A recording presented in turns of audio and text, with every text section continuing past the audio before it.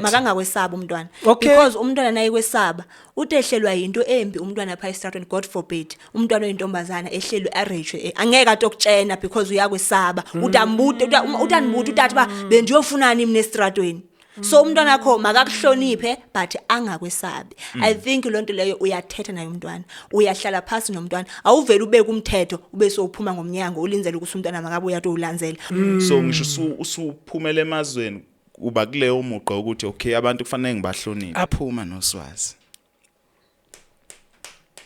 angibulale ngenduku khale ke ngibuyele ekhaya manje so leyo nto yangisiza ukuthenini manje ubaba mayisephuma hayi sengiyamiyeka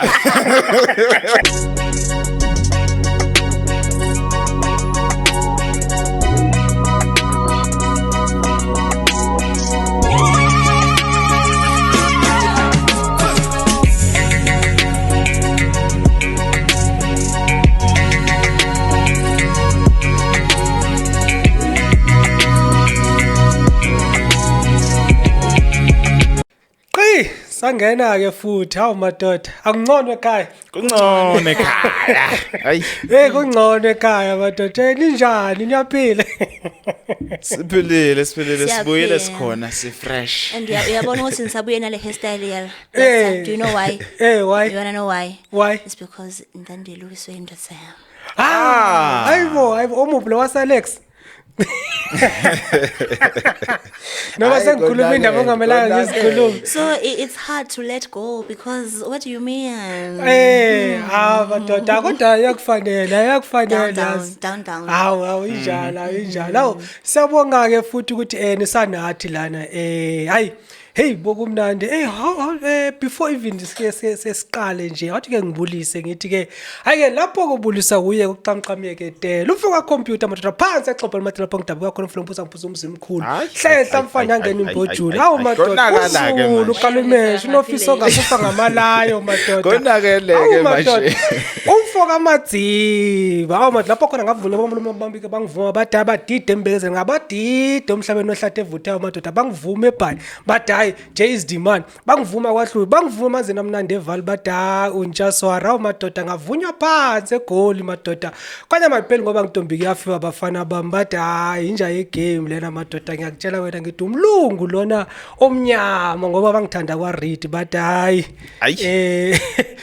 this is him ninjani kodwa siyaphila ngoku nje wabekuvuma tonke lenzawo bakuvuma ngamabhaceni nje kuvanga phela ingakho ngithi phela mina ngidabuka phansi exobhela amatete lapho ngidabuka khona umfule ngiphuza umzimba omkhulu umfula wethu omkhulu ke lapho kwabhaca lapho khona wena ke kulama episode adlulile lapho angade abakuthandanga kakhulu ke manje baloko bengene kuwe nje bathi hey wena uthi silobola ngenkomo eyodwa you know before nje siqhubekeni sithi ngesibhaca saniyana enkathekweni molweni endlini sanibonana endlini advocate wamabhaca usinalo gama yathi ndibuyile and you know like to answer your question one thing about social media one thing that we should know mina sendiyayati inoba ke nina sibo kufuneka neyati you will never impress millions of people on social media noba ungaba perfect kangakanani noba ungashita into ethi right kangakanani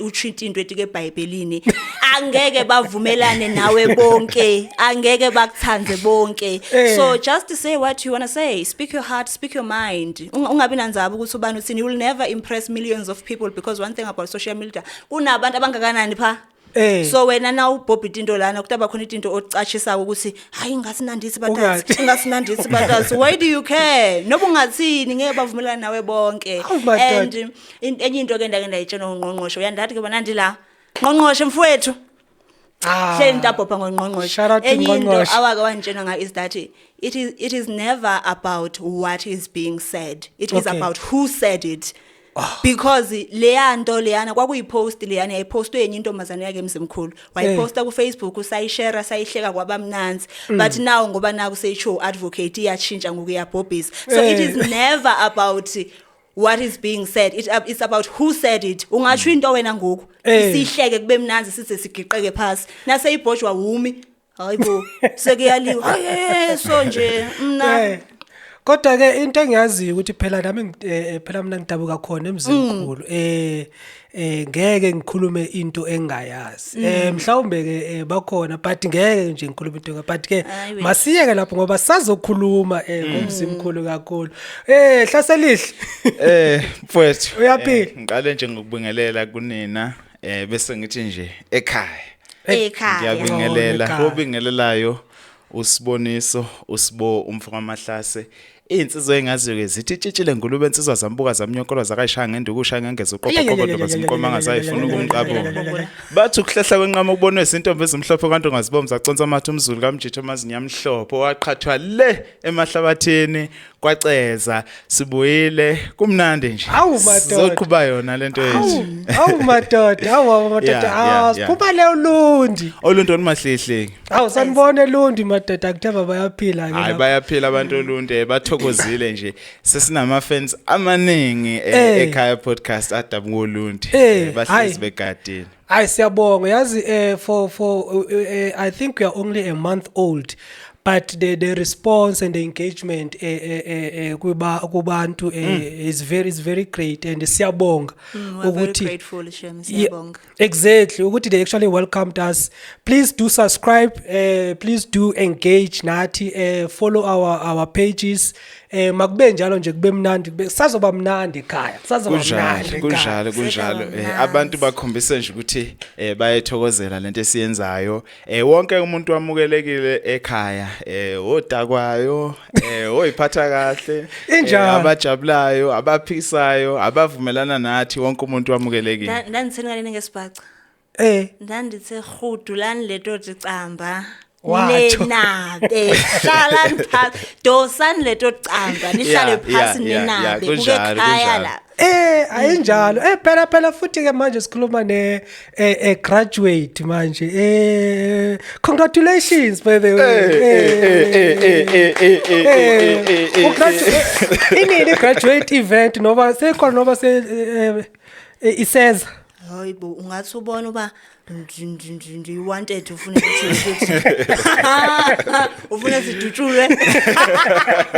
ufuna sidutshulwe mina enkulu no but hayi akusasalanga nsuku tatshwala akusasalanga nsuku tajiki soon sobe sifika la sinxiba amamboza nama uthe nje hayi sakubongela hayi kuhle kakhulu sakubongela hayi sifuna into enjalo phela ekhaya sifundile ekhaya uyabona nawo nama pilot angithi ayibona into esikhuluma ngayo sinama pilot ekhaya uyabona le ndawo ufaka izimhlophe phela laba bafaka izinto la bafaka kunjalo bafaka izinto la but ngifuna ukubuza ngifuna kahle ke sazaneni kangcono nabo bake basazi kangcono bakungenelele lapha kwi social media ukhulele eMonfrey right ukhuliswa ubani eMonfrey ugogo wami ukhuliswa gogo wakho yes ndikhule ekhaya ndikhule kukhona mina nogogo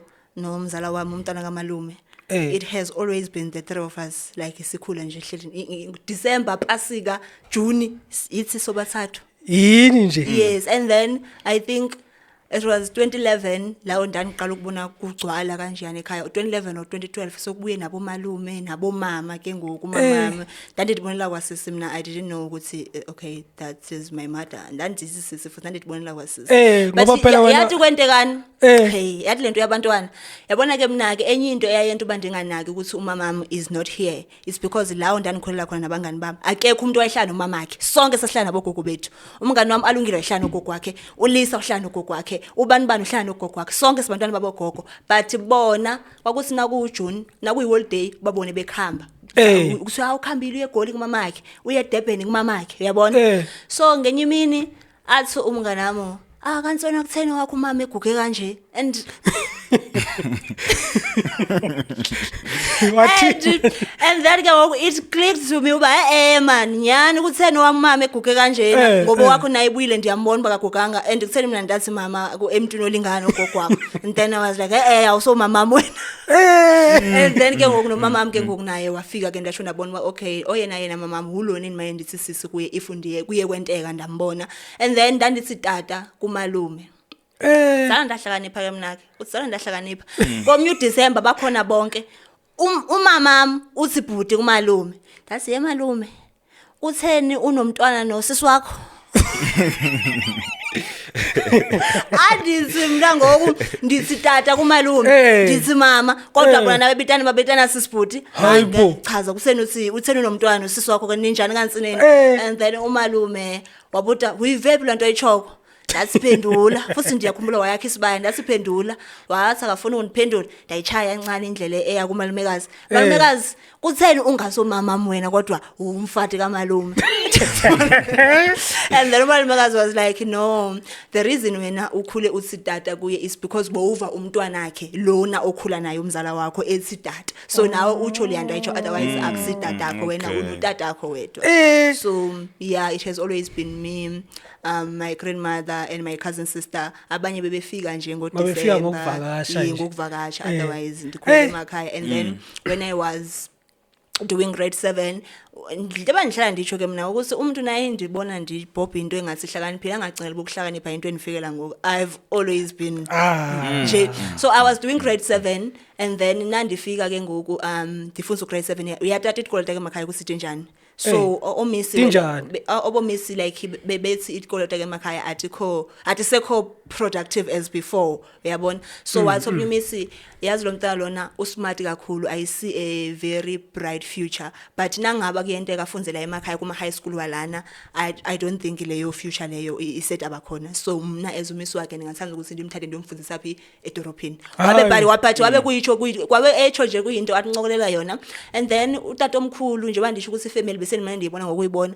wavela ukuthi hayibo unotata omkhulu lana ubhuti kagogo wakho wabebhujele umngakhe bathi babehlala eBhayi bathi bebuyile ngoDecember ke ngokubuyile mosikutoncwatshwa ke ngokugcwele kwafika omnye umakazi ngokwefamily komntwana katata omkhulu and I was like lo mntana usmart and unomtimbo omhle if like angayofunza eBhayi ndingafika ndimfake kwi modeling so that atekhele imali while isafunza you know ndifuna ukumse eBhayi mina eBhayi like angekhithi into ediningi because ndiyambona usmart nokuba smart and then imaqala unomtimbo omhle usmart nobumtimbo omhle bathi kaloku umtimba number 1 wathi umtimba omhle ifundi ngaye eBhayi angandifaka kwindzawo te modeling and then ukuba smart wathi eBhayi if like umntwana osmart kanjene eBhayi there are so many things that ongatenda while usafunza uyabona so umama mngena I think more than umisi endimatele esikoleni kuphela wathemba umakazi oyena sisi wakhe ukuthi no wena ungamthatha uyohlala naye eBhayi and then I went to Port Elizabeth ndayofunza khona ke ngoku grade 8 from grade 8 until grade 12 and so then, grade 8 to grade 12 both Port Elizabeth yeah like my high school years I was in Port Elizabeth shout out to Port Elizabeth go Port Elizabeth eGqeberha ewoma but I will never go back there hayibo yini manje like like yabona eBhayi ndathi ndifika nje nandithi ndabona ukuthi wena sithandela emakhaya ngaphandle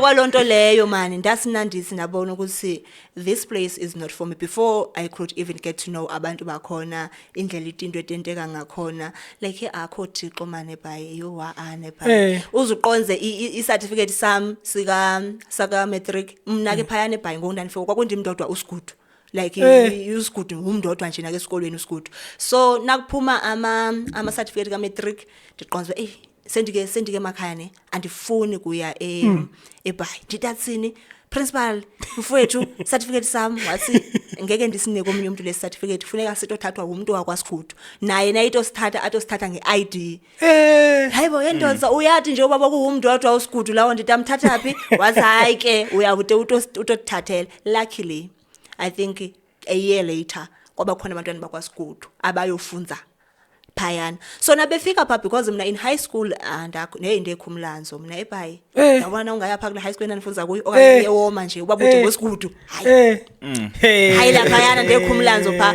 so labantwana laba bona bathi nabefika besibaba bakwaSigudu bavele bachechisela because uprincipal unanto yokuthi hey nabo usigudu bebuya futhi yathi nosigudu wayinjena lana yini ngomlando wani wawuhlupha noba wawenzani ansomuntu ohluphayo I was a top learner Term 1 to term 4 and suki Okay, so term 1 to term 1 suki. Imuphi unyaka lo kufanele kulande ngawo le certificate? Andithi mina I matriculated in 2022. So Okay, bokufuneka okay. ndiye phayana 2023. All Kwangabikho umuntu ndangayi ndathi haya ndila because I was not ready. Guys at Port Elizabeth mina for me I never had a good experience, you know. Okay. So ndathi ndiye phayana. So 2023 kwabe kungekho umuntu andithathela. 2024 kwafika ke ngoku labantwana bakwaSigudu. But uprincipal ke ngokuyangixelela ba kukhona oSigudu abakhona apha.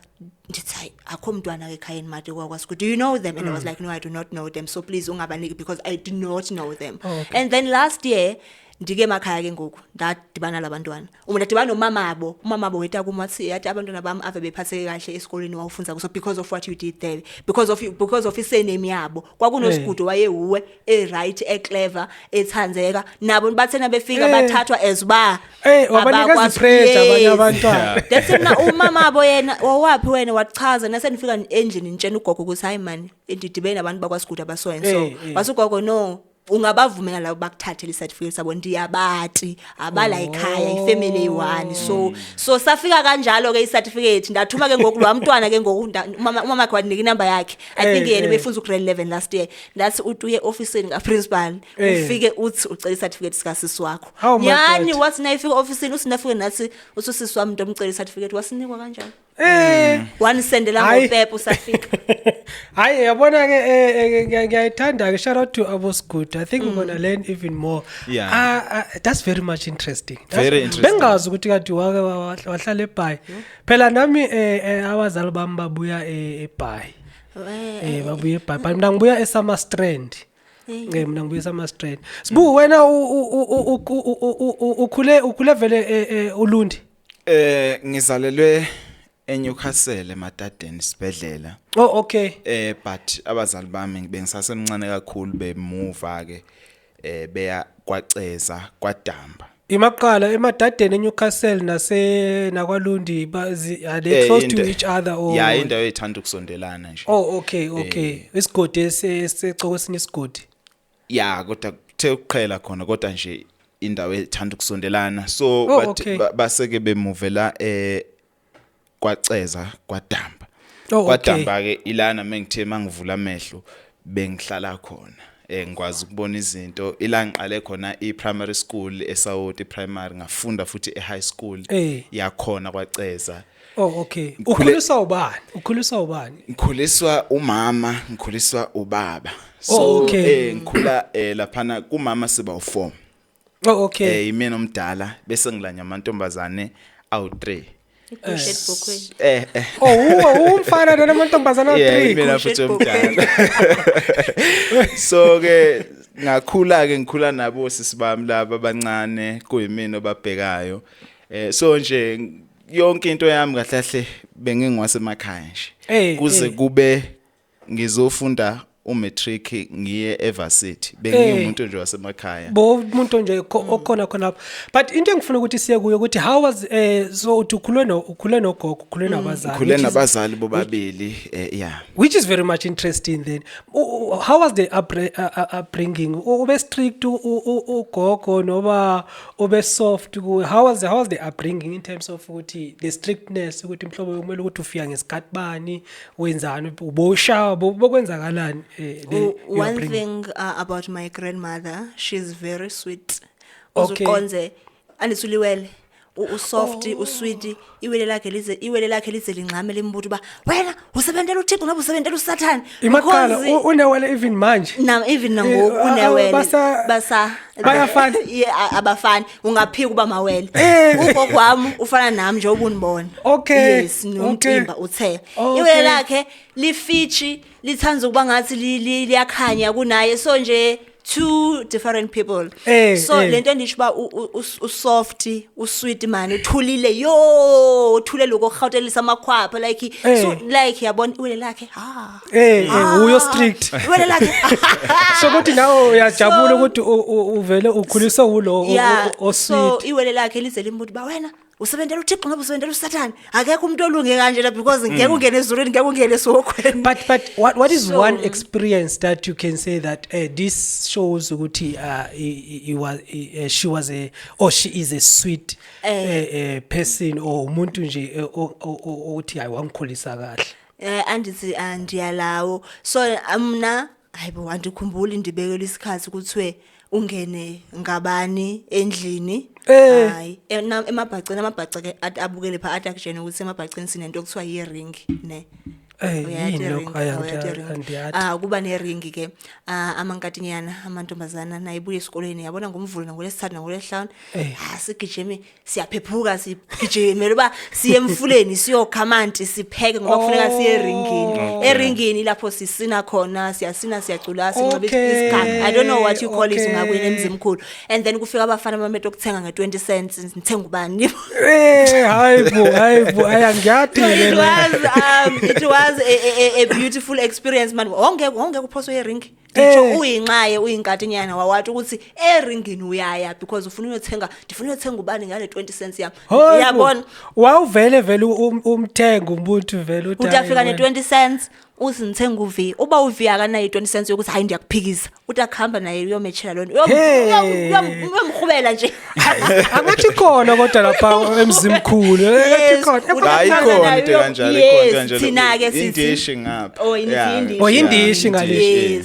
thina ke sithi hearing so sasi umakhulu wami mina wayenivumela ndiye eringini wayenivumela ndiye egxeni ndiyothetha nabanye abantwana nakiwe egxeni siyathi ukuthi siyoqhubha pha njena hlelisi ayikho into esiyiziyele egxeni la siyoqhubha so yonke into eyayentiwa abanye abantwana ndandiyenda nanifuna uzuqonze mina ndikhulele epostile but ipostile ibeyicawe kagokwami beyingachapha kangelalini bokuchapha kewisile ngepasika siyathi kusewisile kumnanzi ayikho icawe ekumnanzi kuyo ngathi kewisile ngeEasters yabona one thing ayikhambe embili sagijima yodwa ugokwami wayenivumela ngoko yena yepostile ndisithi nasiphuma ayeleni mina ndiye lawo khona abanye abantu kwakumnandi ndakhula kamnanzi kakhulu nasheni that's quite interesting Sbu when did you were they strict or were they also like very nice parents ngathi ubaba ubesebenza nje isikhathi esiningi mangikhulu baba besebenza beyiparamedic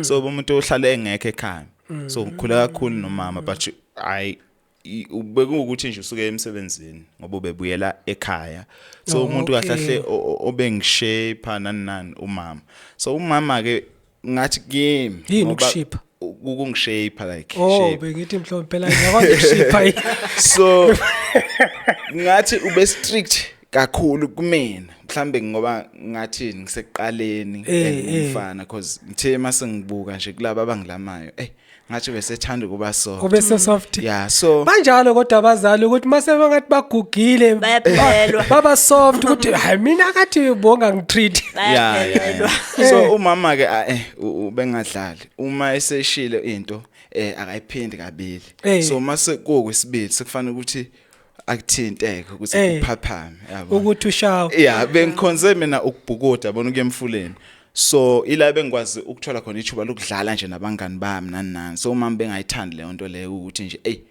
akuphephile yabona ukuhamba emfuleni lena niyodlala nizoshaza inyoka nani so into bese ibanga ke leyo esiyibanga isikhathi eside kodwa nje bekukhula engifundisa ngale ndlela ngoba kahle uyazi why ukuthi ngibuza ngama parenting styles ngoba ngifuna ukuthi singene lapho ngoba kunento engiyibonile manje ukuthi kunabantu that the parenting styles ukuthi they are very strict and kunabantu that they are very soft and there's a study abasenzile khona manje bengifunde incwadi ethi abazali in South Africa or in Africa they are not as affectionate as abantu bangaphandle so the western culture ilapho khona uthola amahug amaningi nje I love you ngapha ngapha mawuphuma nje umzali uthi I love you thina ngalesikhathi asikhulanga kanjalo mina ke mina ngikhulise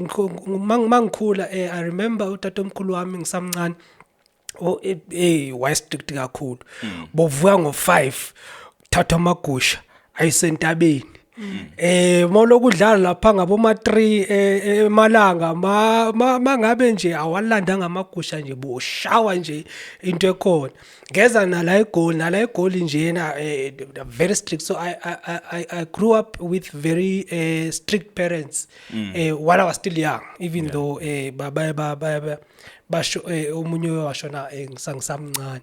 But I want us to actually talk about the parenting style. So which one is better? Do you think khona manje in this age the parenting style is so strict sawe emakhaya ukuthi yazini isikhathi bani nokuthi ngesikhathi esithile uyangena uyadla imakumele ukudla mangabe ufike sesiqedile ukudla akudliwa akekho umuntu oyamabhodweni and then is contrary to uV which uyasho na ukuthi thina besingenasikhathi was very lovely. Which one do you think is better in terms of the parenting style? Do you think the parenting style ngikhuluma ngento yamanje ukuthi as you see ukuthi abantwana bakhula kanjani, do you still they need that strict parenting, or it's fine ngale western wise ukuthi yazini I love you sihake expressive ube expressive nomntwana wakho? Okay, can I start? Okay, uyabona le party yamahake I love you yatanda ayingekho lonto ekhaya, but uyabona it's very important to tell your child I love you umhage umntwana wakho athi nobe khamba phi atata ukuthi mina ndiyathanzwa ekhaya atsho futhi umbonisa ekuva, but yabona kulena ukuthi umbekele isikhathi ukuthi endlini ungena isikhathi bani. I think it's very important kulesikhathi esiphila kuso ngoku, because abantwana bangoku are exposed to so many things. Abantwana bangoku ayebo yabona le ndzaba yamafoni bakhona kubo TikTok akhonto bangayiboni, they are exposed to everything, especially if umntwana wakho uhlala naye elokishini or la eGoli awuhlali naye emakhaya andingatsho letinto kwamanye amakhaya like noba njengami atikabikho, but yabona nawuhlala la eGoli ngaso ngamtshela ukuthi ngo6 ndiyacela ubeke endlini into ethile ungayendi futhi uze uthathe ifoni yakhe khona le app lena yokuthi nawu nala app yakwathi ukuthi yonke into ayenda kuyibona. I'm not saying invade i-privacy yomntana wakho ufike ungene ufuna into ongatata ngoba udachichwa lento otifunako, kodwa iba involved kakhulu empilweni yomntana wakho mathi ukuthi nayiphuma ngomnyango mathi ukuthi uphuma nje uyapi and utabuya isikhathi bani lo muntu ayakuye ubani uyamathi na uyabona. So you still believe in discipline? There must be discipline. Yes. But then where and ungaka Paul sibungifuna ukusikhulume ngale ndaba vele discipline ukuthi you say it's important. When does it become fear? And sengikhulumela ngami ngoba mina ngiyakhumbula ukuthi mina mangabe amagusha angiwalandanga bengizoshawa nje and it became fear. Then siyenza kanjani ke le ndaba ukuthi okay uyabona vele kwemid eminingi inhlonipho by like umntwana mayikwesaba wena umuntu omzala uyiphambanisa nenhlonipho awulibali wena umntwana wakho ekuhlonipha kanti umntwana usiya kwesaba kodwa kungcono kodwa angeke khomamela hey namhlanje labantwana benza ezinye izinto lapha ku social media. What if vele ube very much umntwana makangakwesaba umntwana because umntwana naye kwesaba utehlelwa into embi umntwana pha estratweni, God forbid umntwana oyintombazana ehlelwe arage angeke atokutshena because uyakwesaba utanimbuta utathi ba bendiyofunani mina estratweni. So umntwana wakho makakuhloniphe but angakwesabi. I think lonto leyo uyathetha naye umntwana, uyahlala phansi nomntwana, awuveli ubeke umthetho ube sophuma ngomnyango ulinzele ukuthi umntwana makabuya to ulandzela like ubeke nivumelane nomntwana ayibone lento omprotector kuyo umve naye ba uthini. Because ngoku umntwana let's say uthe wena andithi endlini ngelwa ngo6 umntwana ubambekile kwi traffic ngoba kaloku uyakwesaba angathi aphuma etaxini agijimela icawa ngenyawo ngoba uphuthuma lwa6 sobo umbekile because uyakwesaba. So it's very important to have rules for umntwana wakho, but wente show ukuthi umntwana akakwesaba because wena utaqhubeka uthi umntwana uyanhlonipha kanti umntwana akasakuhloniphi useyakwesaba. Wena sibu ngiyayizwa lento wena sibu uthi uma wakho way very strict, right? Was it strictness or was it discipline or fear kuwe mawuthula uyabheka manje when you reflect ukuthi wakukhulisa kanjani? Was it fear bokuthi bomsaba vele uma wakho that's why ezinye izinto mhlombe bongeke uzuphume ecaleni, or was it discipline? Or are you happy with the way mina nje ngale lapho nje wayithi ngihappy kakhulu ngendlela engikhule ngayo ngoba abazali bami ngathi bekuyibalance enhle kakhulu ebengiyithokozela mangikhula ngoba ubaba kaze azangithinta nje ngisho nangosuku olulodwa nje mhlawumbe kodwa uyena umuntu obengihlalisa phansi sikhulume bekuthi mawuthi ukhona akasebenzi mhlawumbe ufuna ukuyovashela abangani bakhe angifaka emotweni sihambe naye ke siyaxoxa la endleleni uyena ongitshela ukuthi kwenzakalani kahlahle empilweni yabona. So uma sengifika ekhaya uthothi ezinye zezinto angifundisa zona sengifuna ukuzenza ngaleso sikhathi kanti ngisamncane bese siyaxabana ke nomama ngapha yabona. So ubaba mhlawumbe ukutshela ukuthi uma uyindoda ufuna ukukhulu ukwazi ukuyimela ukwazi ukuyikhulumela uzenze lezi zinto mase mhlawumbe sekufanele ngikhulume nomama sengifuna ukuyimela ngizothola ke induku ngizothola induku kodwa ke futhi lokho mase ngibuka sengimdala ngiyasho ukuthi kwangisiza ngoba ngabe ngasheshe ngadlebeleka ngisesemncane. So umama ubuyena bengibuyisa endleleni kodwa futhi ubaba engifundisa izinto. So leyo discipline nokwazi ukukhuluma ngasho ukuthi experienceile kokubili kodwa futhi kwabalance ngalendlela engikhulise ngendlela engithokozisayo. That's quite interesting because yazi mangithula ngiyabheka sonke njena we actually grew up very much different. So manje V, when did you have then a longing for your parents' love, or ugogo was enough? Because you said that you only realized you know mama at a later stage. And was because ngifuna sikhulume kahle ngale affectionate ukuthi bathi Africa, the African parents are not very much affectionate compared to love. And now I'm asking because you said that your mother didn't raise you when wakhulisa ugogo. What was then the relationship between you and your mother in terms of, did you long for that love or that relationship with your mother, or ugogo was just enough? Wabona ugogo wami mna was enough and is still enough. Yes, akagogo. Uyabona nangoku uyayiva ngoku atange ndaba nayo lento ethi ndifuna uthanzo lika mama ayena ugogo wami was enough for me and is still enough for me. Umama I think ndandimbona njengosisi nje, and I think enye into eyayento ukuthi maybe ndisonzele kuye ke ngoku nayifikile is because one thing about my mom, she's very beautiful. Umhle kwakulo sisi wama makeup, wama weave, wama heels amangaka, wama mini skirts. Uyabona, and I think lento endayitsho nje baningi abanganivumela bakelalini. Uyabona uqala kubona kwama weave bakhona into kuswa i-weave, i-makeup, ama-phone, ama-BlackBerry, ama-X2, ama-touch, leto into lelo elalini taqala ukubonwa kumamama. Wena umuntu wayesinayifikile nabangani bakhe ufike benato because wayithanza ukuthi abuye nabangani bakhe bakegoli aye nabo emakhaya. So I think into yayindento ukuthi yena nayikhona ndisonzete kuye is because umhlemozi ndifuna ndifuna ukuthi ngala kuwe because of indlela ophethe ngayo or indlela mina endikubona ngayo, but ndangingenayo lento ukuthi umama and umama mina ndikutshene wayenganiki nalelo thuba lokuthi ahlale nomntwana akhe angahlali naye. Umama nayifikile ufikile nabangani bakhe bathi agroova ngale mina bafika ngayo kuze bayogroova kuze kube ile mini abakhamba ngayo. Uba ufike nge17 bathi akhamba nge1 bathi agroova banxele from E1 from E17 until E1 baze bayokhamba. Wayengeke ahlale nawe abekufukula abelala nawe abethini uxakekile ukhamba emigidi ukhamba igroove yake elalini emva koko babuyele egoli. So atanga ndiphe leyo chance yokuthi ndibe ngathi mhlambe ndichola uthanzo lwakhe or ugogo wami kube ngathi kunento ethi yabona baba ukukhona umama ngaba kunjena uba ndino my grandmother was and is still everything to me. So nje atange ndibe naso leso sikhala sokufuna umama. Yeah, because also I think I need to defend the affectionate part to it, because what you are saying is very much true, and you are grown up now, you are okay. Siyabona, now you are grown up now, you are okay.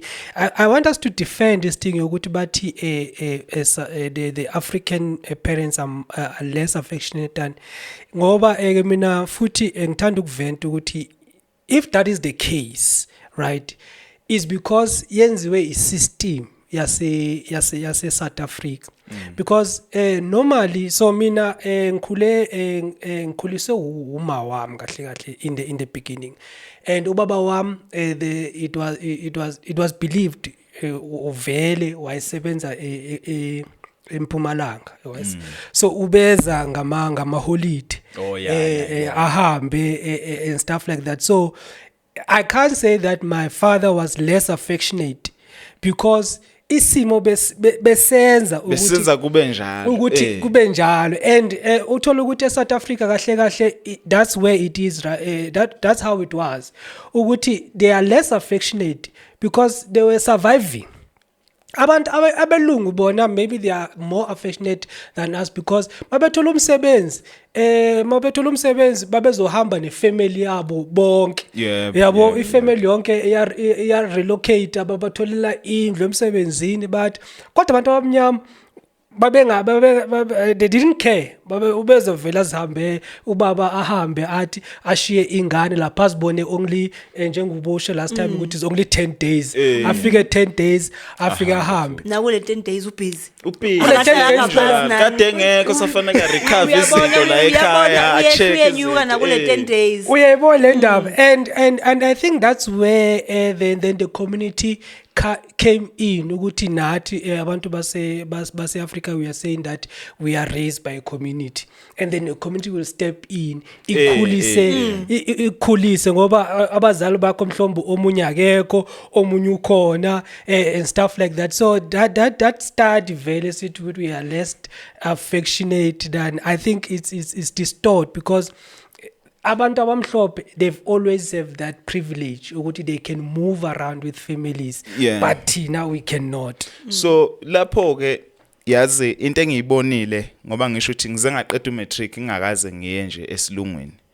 so emakhaya itheme engiyibona iapply ukuthi okay ngiyobesha uba futhi it takes a village to raise a child, philwa ngalokho emakhaya. So yona into vele ebiyenziwa ukuthi uma uzotholakala ephutheni noma ngathiwa ukho ekhaya ubaba wamakhelane uzokudisciplina la endleleni. Exactly. Emakhaya sanjalo emakhaya ufike ekhaya uphinde futhi uthi uyasho ukuthi kunobaba ongishayela endlela ethi ube kushayelana uphinde uthole enye discipline njalo sekuchayile pha na ufika kwina usayithivu uphinde uthule. And I think that's where the lack is now, right, with the parenting right now ukuthi parenting ya western bayibiza ngokuthi it's a nuclear family.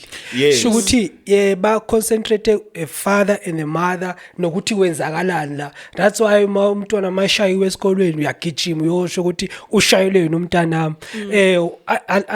Thina boshawa ubani mawusho ukuthi ushayiwe bakubuza ushayele njengokusho ufike ushawe futhi, but ngifuna kwasibu you are the newly parent, right? Uvi ake akafi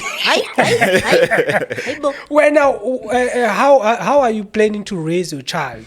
Okay, mase ngisukela emakhaya ngifika esilungwini ithi lento mangibuka nje indlela izinto ezenzeka ngayo, my child my rules, abayingeni lento ukuthi so now you are raising a nuclear family. Ukuthi mase ngifikile esilungwini ngayibona leyo mpilo ukuthi okay ingane yabantu ayithintwa ke la, umuntu maye wrong uzotshela umama wakhe uzobuya kushise phendukele ubone ukuthi okay akuyona lempilo. Akwazi nokumshaya emall phela, ngisho emall lapha uthi hayi wena ungangena enkingeni enzima kakhulu. Nami sunikhubela ngaphandle ngoba naku ndingafani nawe ngoba nawe njengasosekeni ngoku ndingenamntwana uthini ngoba nawo yabona nami mina njengoba ndikutshela ukuthi umama was never that present. Kunabantu abakekhaya mina nami beyona nami ndiyigushe ebhukhweni nilandzela abafana bayi3 bancane, omnye una 14 omnye una 10 omnye una 5, uyabona. And since ke ngoku nabo bebeke bakhuliswa ugogo wami nami bendi involved because bengincedisa ugogo wami. Mina abantwana bakekhaya abakushitshwa na ufuna ukunibona ndihluthukelwa kushitshwa umntwana ekhaya. Ungabeki isandla sakho umntwana ekhaya because mina nisomuntu okushisha wona bayandadi ndiyathetha nabantwana. Yemfowethu andiyitsanzi lento yendako lento yentako ayintiwa irongo ungaphinze uyente. Okay. Ngoku wena nawuta vele uqhamuke so umkushisha uyamethusa because usisi wakhe nogogo wakhe abamkushisha umkushisha na ubani wena. So mina ke nje as a person ndi umuntu oyixabise kakhulu icommunication. Thetha nomuntu kuqala, thetha nomntwana kuqala. Suyenta lento. Aphinze kwesibini, hey ndithe suyenta lento. Nasemane iphinzelela ke uyabonisa ba ukubona ngathi umathila ndisi utakubona ngathi umathila ukwathi kushisha. Yilapho ke ungaqala khona ke ngokuqala umtshintshele. Kodwa nje ungaveli nje hey ngakhisha abantwana bekhaya ungalinge. Please do not. So mina ngathi indlela engiyibona ilungile ngoba manje sengibonile yo2 lento ukuthi ihamba kanjani.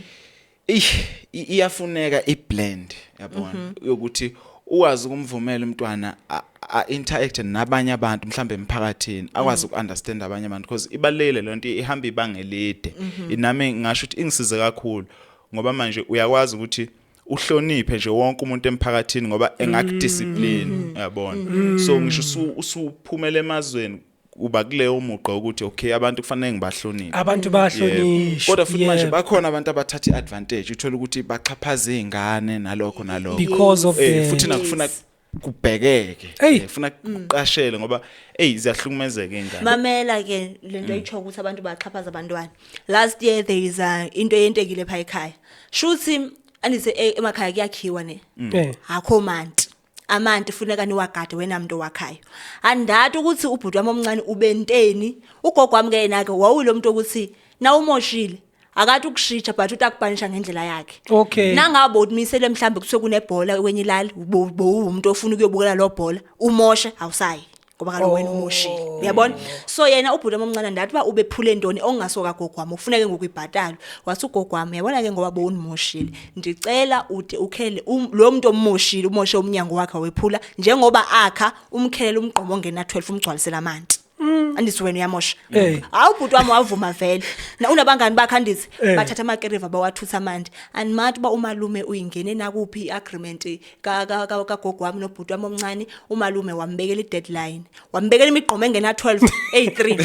Wathi ugcwalise lemigqomo yo3. Uba uyigcwalisanga kusasa ngo9 ndidakushitsha. Okay. Number 1 emakhaya khomanti. Namanti njengoba lo mntwana ewagadile lamanti nakwentekile lamanti aphela phela imigqomo enjani labo Jojo laba abakhulu engena amaphela ayi12 ubekelwe 3 so lo mntwana uhleli phike ngokuhleli ngaketepini ba amanti anifika ndisi ngokufika bawagadile nabangani bakhe badlala ngeketepini wathi umalume wathi phendelela ke ngoba ave Bob nayiphela lamanti nzini wathi umalume nayiphela utshone emfuleni. Mind you lawo ngakuyisi sasiye emfuleni but ngoku akusekho umuntu osaya ngokwemfuleni asathi noba lo manti kanjani ayike wathutha amanti ngoku mina ngithatha ifone ndiyamfonela ifone yakhe ayingeni ndimfonela ifone yakhe ayingeni okwesithathu banje umngani wakhe ayibambe sengeve sekhefutela naye hayi akekho uyokha amanti ndithi mina okay hayi man after 2 hours ngiphinze ifone hayi sisakha amanti ndithi hayi abantu betheni and uyibanjwa umngani wakhe ndithi hayi abantu betheni ndithi wena abantu atheni umalume usiphathele imvubu uyasigijimisa uthi masikha amanti ndithi baphathele imvubu ngoba nenteni nina kuthiwa ngo9 lemigqomo ibe igcwele ingxaki iwari yethu ke ngokwamanti aphelile etepini siyemfuleni ke ngoku ngeke ndaqhubana ngemfuleni mina ndathi nika umnikati wefone ndathi yendoza amanti atheni langa umalume utani ngishitshe balemigqomo ungena ngitakufonela late futhi ngigcwalise lemigqomo hey ndathatha ifone ephosa kumalume hayibo malume semkhishishile wayesemkhishishile ngoba kaloku kwaye kwaphela amanti unani useshayile u9 umntwana athi baphela amanti wangaye kumalume malume ngicela undiphe isikhathi esiza amanti aphelile wavele wayodlala umalume wamkhishitsha so ke nje wasetatazela kangaka ngalolu suku lolu ingoba ubekeseke wakushishwa because imigqomo itheni ayigcwalanga nganda wachaza istory ngathi ifone ayiphosa kumalume kwentekeni umalume wavele waniphendula kabi uba nawuthi kwentekeni ke ngoku wena ucinga ukwentana ubhaqa ngenyaya ndathi mamela ke mfowethu utele unabantwana na uTivu ngazofuna ukuTivu ubunkonti ndicela ukushepha ebantwaneni bakho lo wake ekhaya ndicela umyeke ndicela ukuthi wena vi kahle uthanda isoft parenting communication. Sukugijimela ukushintsha kuqala sukushintsha emntwaneni thetha nomntwana unendlebe mos lo muntu uyeva sukushintsha emntwaneni why ukushintsha That's interesting ngoba mina I think I lean more of ingane kumele ishawe hayi ingane kumele ngicabanga ukuthi nje bathi uyigobisa isamazi uyigobisa but I think ma sithi siyayivala ke the conversation is that it doesn't really matter what type of parenting as long but the blend in njengosho na ukuthi the communication, the love that you got from your grandmother, you know, the way ekhuliswe ngakhona, it made it easier now ukuthi to belong to a point whereby you didn't even feel ukuthi there's a need for a mother. Ugogo wakho vele wawuma wakho, and now usho ukuthi the blend in of both parents, working and not working, but the correlation made it better. So sifuna ukwazi ke nakuthi wena what kind of parenting ubukele lapho ekhaya ukuthi what kind of parenting okhule ngayo akusixoxele and nokuthi nakhona wena ke masonengane nobunengane what type of parenting do you opt for and why do you think that's a better option? Sesivala nje kune story ngizwe ukuthi wena uyibona kanjani le situation eyangenzakalela. So because umama was strict and discipliner, so ubaba mayisehamba emsebenzini yabo esephuma ngemoto yabo engidoja la ngifuna ukuhamba naye manje because ngingane phela injalo phela umuntu okuphethe kahle nami so manje nginokukhala ke ngilandela imoto la ngiphumeke manje ngize ngiyokukhalela le so dramatic Iziyojika ngokuhamba nobaba so kushuthi khona ubaba wamakhelwane lokhu uyayibuka lento umpanza nje wakhe ngasesitolo ngasekhaya yilokhu uyayibuka lento so one day ngilandeleke ubaba nemoto bese yaphuma isitheleke imoto sisithele sengimilela ngiyakhala mayise yaphuma noswazi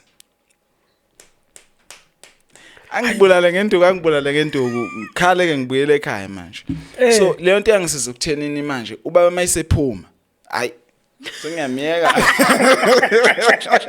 Nkosi hayi so manje ngiyasho ukuthi lelo hlobo le discipline kunekhadi la lengisiza khona manje ngangiwaste isikhathi esiningi ngilibele ngenza lento so ngasho ukuthi kwesinye isikhathi ngiyahambisana but khona la njobe bechaza uvi abakwenza too much usoshaya ingane manje seyifana neabuse so ushawe yaphindelela which I think lento ishoyo ukuthi it just there's a need for ukushawa but njenge parent you must be able to understand the situation and ungasheshi ukushaya uvela ukushintsha emntwaneni yabo le ndaba ube ne because mina ngangishawa phela but ke ngisazongixoxela ngoba I think for me phela mina futhi ngakhuliswa abakwa read abelungu which ngiyayibona i-difference ukuthi mawuthi uyabheka abantu abamnyama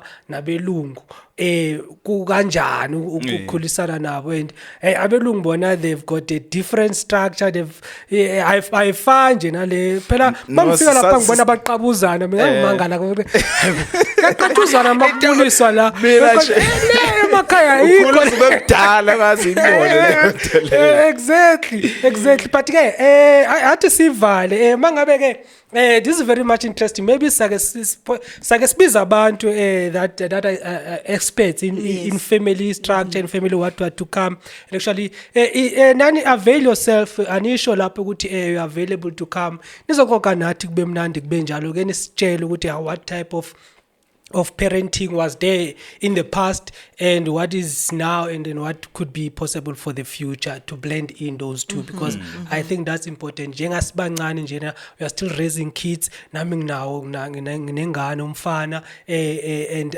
I'm learning on the go ukuthi ingane umfana ukuthi uyikhulisa kanjani and stuff like that so those are the things that we need to actually sizifunda what type of parenting styles and stuff like that. Hayi ke awuthi sivale. Hayi sesingabonga sesivala impela. Siyabonga ekhaya, siyabonga nokuthi usibukele, siyabonga kakhulu. Please subscribe, please follow our social media konke, TikTok, konke la sitholakala khona Ekhaya podcast. Ekhaya podcast. Sazoba mnandi kusakuningi okuzayo. Uyebo le nto ngokutayo injalo futhi nje ngathi sibaphathele nobuso obutsha ne sibaphathele lobuso obusha ke amavi amatsha sazoba mnandi into engisho nje ukuthi jabula ke intombi kaGamethu uzale inxele wazala insizwa ziphelele umoto kama mnandi ungaliphinda kabili moto kungcono ekhaya asibonge sesiphuma kanje sesiyakhamba thina savale sanke ayike papa yini